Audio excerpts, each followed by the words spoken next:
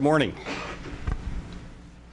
As a quick introduction here today, I just returned from a stint on the Joint Staff for 20 months. I've been back on the Air Staff for about 6 weeks, and I say back on the Air Staff because I'm a perfect storm survivor like many of you are. And the perfect storm was 2005 when we did BRAC, QDR 06, and built the 07 APOM. And if you were in the building during that year, my blessings and condolences because I was there with you.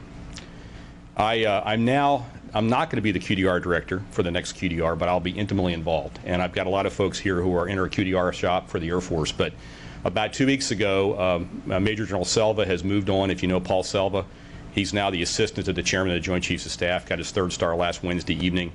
And his replacement was announced. It'll be Major General Jim Hunt. He goes by Beak. He will be in place at 15th of November to, as I think it was Kathleen mentioned this morning, QDR is sort of taken on a life of its own, and now all the services have their own QDR sort of permanent offices, and we're no different. So Major General Hunt will come in.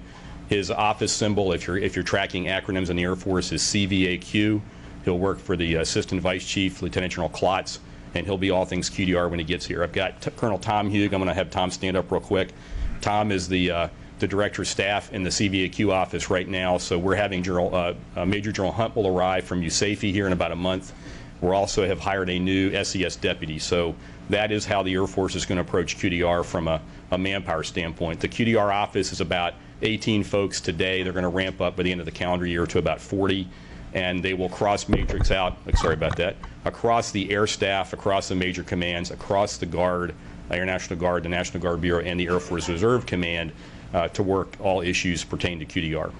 I just want to also put a plug in that from a total force standpoint, the majority of the folks that are going to be in the makeup of our QDR office in the building are National Guard and Reserve personnel. So preponderance of them, actually.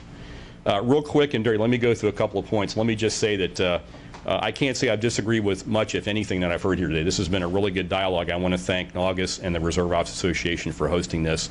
And this is a very pertinent topic, obviously, as we get ready for, I would say, a perfect storm round 2 next year with a new administration coming in. And frankly, you all in this room know as much as we do, because we all watch television, watch the news, read the websites, read the blogospheres about what a next administration, a President McCain or a President Obama, may decide to do in the realm of national security strategy. So we're all sort of on pins on needles waiting to see which direction we're going to go. I want to just hit a couple of quick themes today. I agree with what General Schmidl and Admiral Burke said. The 4 of us are me, the new guy here, and General Mahan, I think, preceded me by a couple of weeks in this thing we call QDR, being new to the office in the Army as well. But we get together quite frequently, and we are working quadrennial roles and missions. Matter of fact, we're going to be wrapping that up Friday in a GOFO meeting, and we're also working the DoD directive to capture roles and missions as part of QRM. We've got a meeting on that on Monday. So things are ramping along quite well in that area, and we'll wrap that up by the end of the year. I think what I want to stick with real quick is a couple things. I first want to hit on, and I would be remiss if I did not mention a couple things that our new Secretary-in-Chief have hit on lately.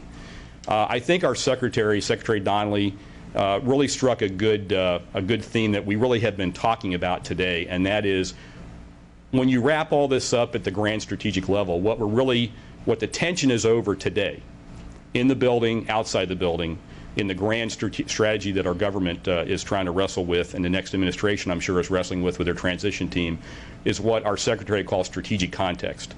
And it goes without saying that the dichotomy here, the natural tension that occurs, is over fight today versus fight tomorrow.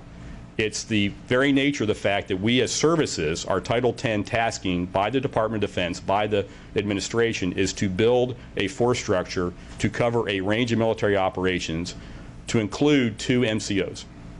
That drives, obviously, a lot of conventional force structure. At the same time, we're fighting today's war. We must win today's war for the future of our nation, for the future of our children, for the future of our way of life and our democracy. We cannot take our eyes off of that. So there's this natural friction that looks at the fact that a lot of dialogue goes with today's fight, that it is more persistent and more likely that we're going to be in this kind of fight for the foreseeable future. Well, how far does that future go out? And as General Schmidl mentioned, we don't know who the next enemy is going to be, but there's about a 99% chance we're probably going to get it wrong. So we've got to come to grips with what is our force structure going to look like 20 years from now, which is what QDR looks at, versus the need to do today's fight